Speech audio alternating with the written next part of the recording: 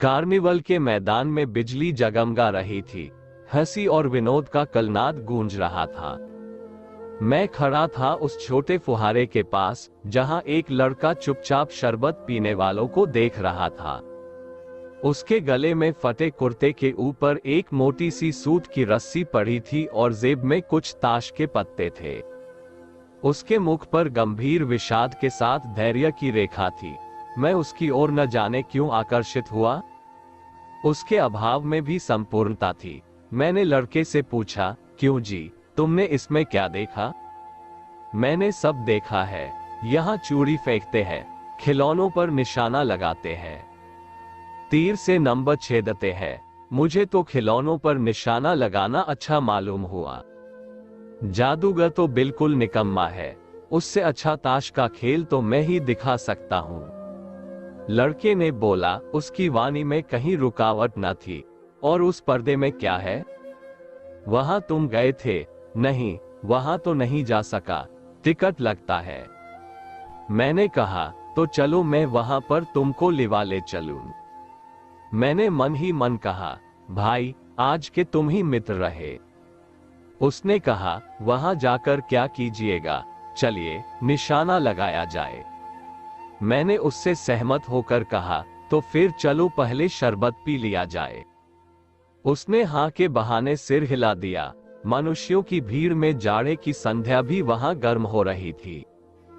हम दोनों शरबत पीकर निशाना लगाने चले। राह में ही उससे पूछा, तुम्हारे और कौन है? माँ और बाबूजी। उन्होंने तुमको यहाँ आने के लिए मना नहीं किया? बाबूजी जेल में है। और तुम्हारी माँ? वह बीमार है। और तुम तमाशा देख रहे हो। उसके मुंह पर तिरस्कार की हंसी फूट पड़ी। उसने कहा, तमाशा देखने नहीं दिखाने निकला हूं। कुछ पैसे ले जाऊंगा तो माँ को दवाई दूंगा। मुझे शरबत न पिलाकर आपने मेरा खेल देखकर मुझे कुछ दे दिया होता तो मुझे अधिक तसल्ली होती। मैं आश्चर्य से उस 13-14 वर्ष के लड़के को देखने लगा। हाँ, मैं सच कहता हूँ बाबूजी, माँ जी बीमार है, इसलिए मैं नहीं गया। कहाँ? जेल में। जब लोग खेल तमाशा देखते ही है, तो मैं क्यों न दिखाकर माँ की दवा करूं और अपना भी पेट भरूं। मैंने दीर्घ निश्वास लिया। चारों ओर बिजली के लट्टू नाच रहे थे। मन व्यग्र हो उठा। मैंने उससे निशाना कहा, अच्छा चलो लगाया जाए। हम दोनों उस जगह पर पहुंचे जहां खिलौनों को गेंद से निशाना लगाकर गिराया जाता था। मैंने 12 टिकट खरीदकर उस लड़के को दिए। वह निकला पक्का निशानेबाज। उसकी कोई गेंद खाली नहीं गई। देखने वाले दंग रह गए। उसने 12 खिलौनों को बटोर लिया, लेकिन उठाता कैसे? कुछ मेरे रुमाल में बांधे, कुछ जेब में रख लिए गए। लड़के ने कहा, बाबूजी, आपको तमाशा दिखाऊंगा। बाहर आइए, मैं चलता हूँ। वह 9-2-11 हो गया। मैंने मन ही मन कहा, इतनी जल्दी आंखें बदल गई। मैं घूमकर पान की दुकान पर आ गया। पान खाकर बड़ी देर तक इधर उधर टहलता रहा। झूले के पास लोगों का ऊपर नीचे आना देखने लगा। अकस्मात किसी ने ऊपर के हिंडोले से पुकारा, बाबूजी। मैंने पूछा, कौन? मैं हूँ छोटा जादूगर। कोलकाता के सुंदर बोटनिकल उद्यान में लाल कमलिनी से भरी हुई एक छोटी सी झील के किनारे घने वृक्षों की छाया में अपनी मंडली के साथ बैठा हुआ मैं जलपान कर रहा था। बातें हो रही थी। इतने में वह छोटा जादूगर दिखाई पड़ा। हाथ में चारखाने का खादी का झोला, साफ जांघिया और आधी बाहों का कुर्ता। सिर पर मेरा रुमाल सूत की रस्सी से बंधा हुआ था। मस्तमानी चाल से झूमता हुआ आकर कहने लगा, बाबूजी नमस्ते। आज कहिए तो खेल दिखाऊं। नहीं जी, अभी हम लोग जलपान कर रहे हैं। फिर इसके बाद क्या गाना बजाना होगा? बाबूजी। नहीं जी तुमको। मैं क्रोध से कुछ और कहने जा रहा था, तभी श्रीमती जी ने कहा, दिखलाओ जी, तो तुम अच्छे आए। भला कुछ मन तो बहले। मैं चुप हो गया, क्योंकि श्रीमती जी की बोली में माँ की सी मिठास थी जिसके सामने किसी भी लड़के को रोका नहीं जा सकता। उसने खेल आरंभ किया। उस दिन कार्निवल के सब खिलौने उसके खेल में अपना अभिनय करने लगे। भालू नाचने लगा, बिल्ली रूठने लगी, बंदर घुड़कने लगा। गुड़िया का ब्याह हुआ, गुड्डा वर काना निकला। लड़के की बातों से ही खेल हो रहा था। सब हंसते हंसते लोटपोट हो गए।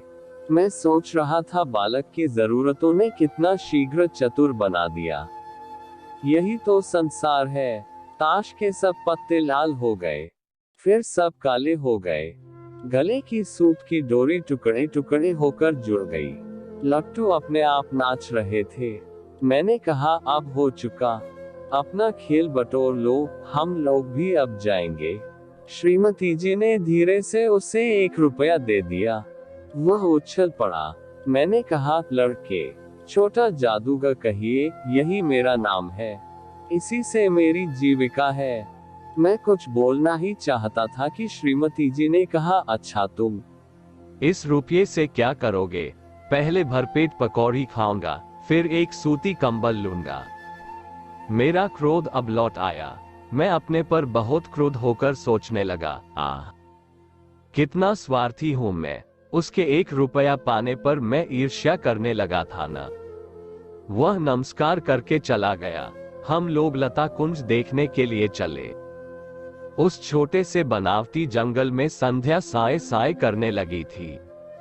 डूबते हुए सूरज की अंतिम किरण पेड़ों की पत्तियों से विदाई ले रही थी। चारों ओर सुनसान था। धीरे धीरे मोटर से हावड़ा की ओर जा रहे थे। रह रहकर छोटा जादूगर स्मरण हो जाता था। सचमुच वह एक झोपड़ी के पास कंबल कंधे पर डाले खड़ा था। मैंने मोटर रोककर उससे पूछा, तुम यहाँ कहाँ? मेरी माँ यहीं है न, अब उसे अस्पताल वालों ने निकाल दिया है। मैं उतर गया। उस झोपड़ी में देखा तो एक स्त्री चिथड़ों से लदी हुई कांप रही थी। छोटे जादूगर ने कंबल ऊपर डालकर उसके शरीर से चिपटते हुए कहा, माँ। मेरी आंखों से आंसू निकल पड़े।